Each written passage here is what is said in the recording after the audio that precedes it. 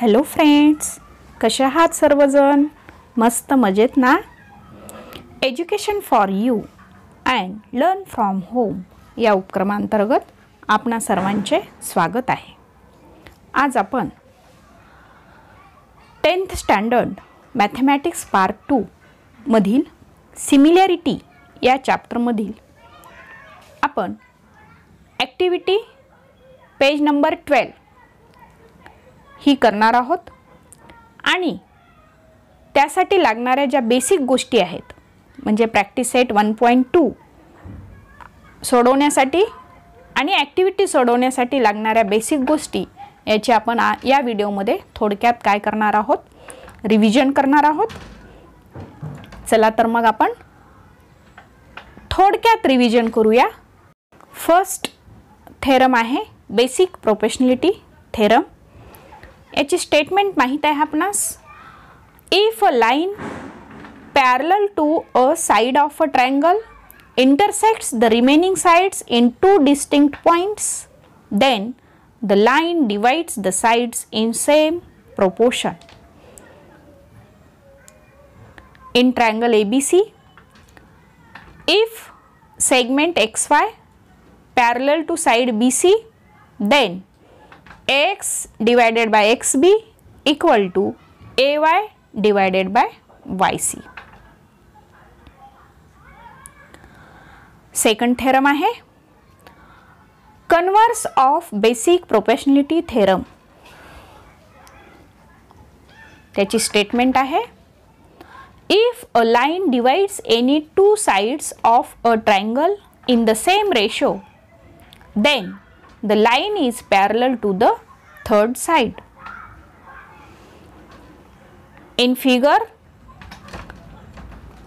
There is triangle PQR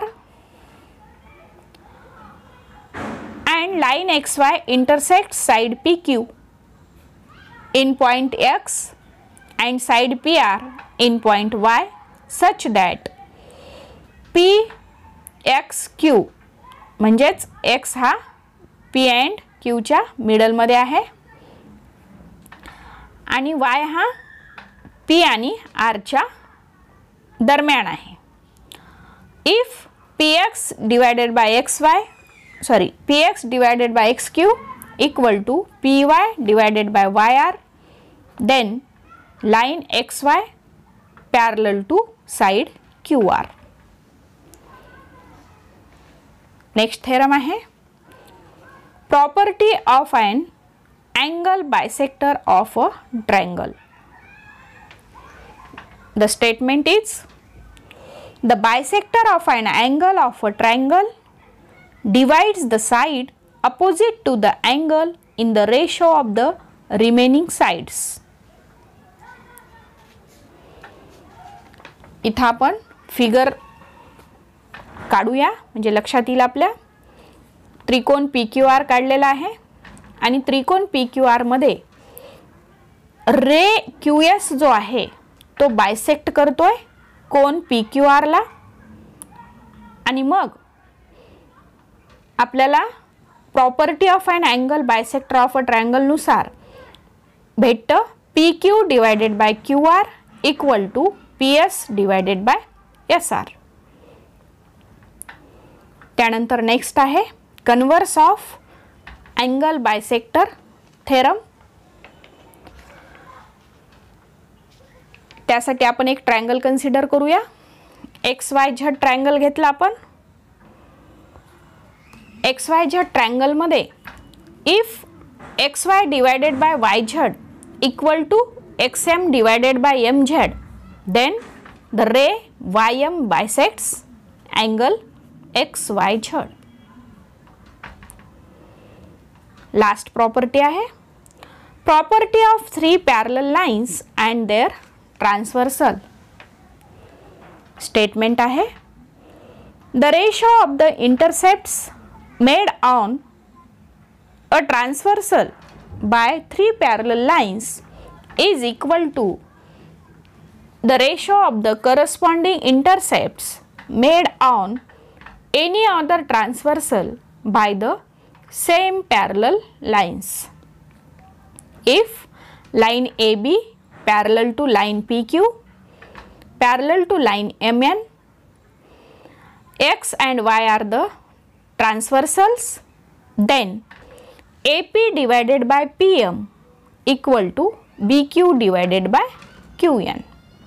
Here AP and PM are the intercepts made by transversal X on line AB, line PQ, line MN respectively, and BQ and QN are the intercepts made by transversal Y on line AB, PQ, MN respectively. These are the basic points which we have to know very well.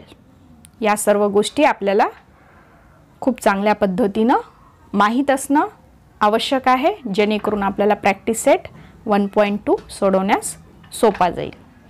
आता इथे एक activity दिलेली आहे, ती activity आपण पाहूया. Page number 12. Activity first. In the figure AB parallel to CD parallel to EF.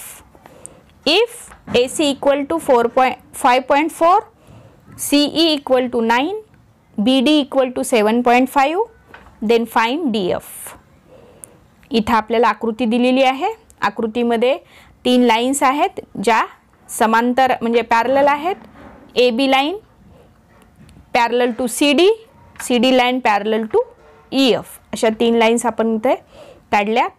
त्यावरती ट्रान्सव्हर्सल्स आहेत 2.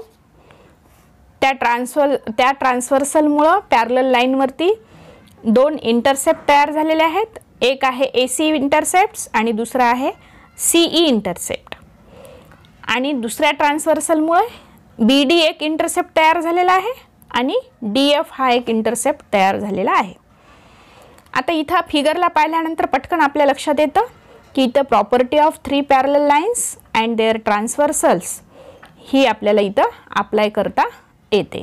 आणि मग त्या प्रॉपर्टीनुसार आपण इथे लिहू शकतो AC divided by CE equal to BD divided by DF. कशावरून लिहिलं आपण हे?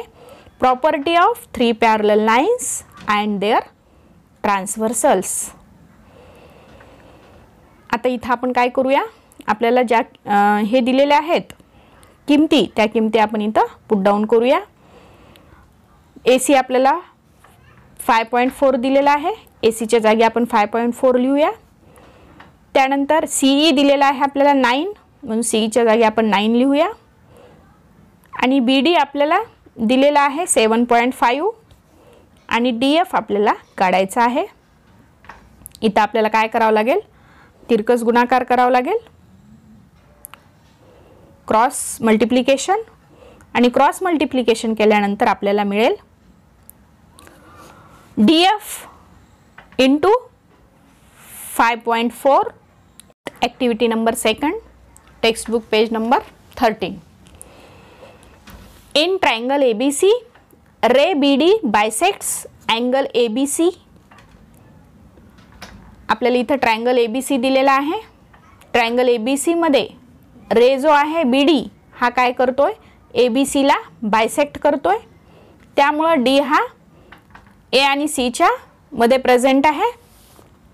आणि साइड DE जी आहे ती पॅरलल आहे BCला आणि त्यामुळे E हा काय असेल, A आणि Bच्या मध्ये प्रेझेंट असेल. आणि मग आपल्याला काय करायचं आहे, प्रूव्ह करायचं आहे AB divided by BC equal to AE divided by EB. हा जो प्रॉब्लेम आहे तो मागच्या वर्षी मार्च 19 या परीक्षेला आलेला आहे, म्हणजे बोर्डाच्या परीक्षेला आलेला हा प्रॉब्लेम आहे, ॲक्टिव्हिटी आहे. अशा ॲक्टिव्हिटी परीक्षेला येतात, त्यामुळे आपल्याला काय करायचं आहे, लक्ष देऊन करायचं आहे. In triangle ABC, ray BD bisects angle B. म्हणजे आता ABC हा जो अँगल आहे त्याला BD रे काय करतोय, बायसेक्ट करतोय. आणि म्हणून आपल्याला काय लिहिता येतं, theorem of an angle bisector of a triangle नुसार आपल्याला लिहिता येतं AB divided by BC equal to AD divided by DC.